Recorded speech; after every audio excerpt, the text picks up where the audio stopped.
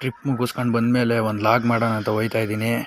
ಬನ್ನಿ ನೋಡೋಣ ನಮ್ಮ ತೋಟ ಹೆಂಗೈತೆ, ರೈತರುಗಳ ಕಷ್ಟಗಳು ಹೆಂಗಿರುತ್ತೆ ಎಲ್ಲ ಈ ತೋಟದಲ್ಲಿ ತೋರಿಸ್ತೀನಿ ಬನ್ನಿ. ಬೆಂಗಳೂರವ್ರು ಹೇಳ್ತಾರೆ ನಿಮ್ಮವ್ರು ಬಿಡ್ಗುರು ಅಡಿಕೆ ಗಿಡ ಅವೆ ಅಂತ. ಅಡಿಕೆ ಗಿಡ ಬೆಳೆಯೋದು ಎಷ್ಟು ಕಷ್ಟ ಅಂತ ತೋರಿಸ್ತೀನಿ ಬನ್ನಿ. ಇವಾಗ ಹಾಕಿದ್ದೀವಿ ಒಂದು 50 ತೆಂಗಿನ ಗಿಡ, ಅಲ್ಲೇ ಹಾಕಿ ಒಂದು 3 ವರ್ಷ ಆಗೈತೆ. ನೋಡ್ಗುರುವೆ ಈ ಥರ ದೊಡ್ಡ ಗಿಡ 1500 ಗಿಡ ಇತ್ತು. ಒಂದು 8 ವರ್ಷದಿಂದ ಬರಗಾಲ ಬಂದು ಎಲ್ಲ ಒಣಗೋಗಿ ಇನ್ನೊಂದು 50 ಉಳ್ಕೊಂಡೈತೆ. ನಮ್ಮ ಮನೆ ಬರ ಗುರು, ಏನು ಮಾಡೋಕ್ಕಾಗಲ್ಲ.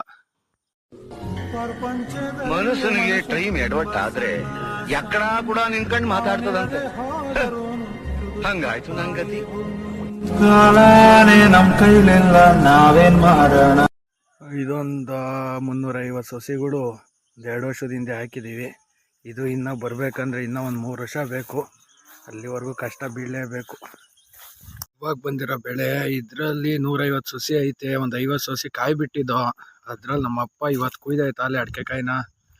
ಬೆಳಗ್ಗೆನೆ ಕುಯ್ದುಬಿಟ್ಟು ನಮ್ಮ ದನಿನ ಮನೆಯಲ್ಲಿ ಅಡಿಕೆ ಕಾಯಿ ಸುಡಿತಾ ಇತ್ತು ನಮ್ಮಮ್ಮ. ಅಲ್ಲಿ ಒಂದು ಚೀಲ ಹೊಂಟೋಗಿ ಬಿದ್ದವೆ. ಏನು ಒಂದು 10 kg ಆಗ್ಬೋದಲ್ಲ ಬಂದಾದ್ಮೇಲೆ. ಈ ತೋಟದಿಂದ ಸ್ವಲ್ಪ ಕೆಳಗಡೆ ಹೋದರೆ ಗದ್ದೆ, ಅದು ಫುಲ್ ಟ್ವಿಸ್ಟ್ ಕೊಟ್ಬಿಡೈತೆ ಗುರು ಜೀವನಕ್ಕೆ. ಇದು 4 ವರ್ಷದ ಗಿಡ. ಇದ್ರಲ್ಲಿ ಏನೇನು ಆಗೈತೆ ಅಂತ ಪಿಕ್ಚರ್ ಇನ್ನೂ ಬಾಕಿ ಐತೆ, ತೋರಿಸ್ತೀನಿ ತಡೀರಿ.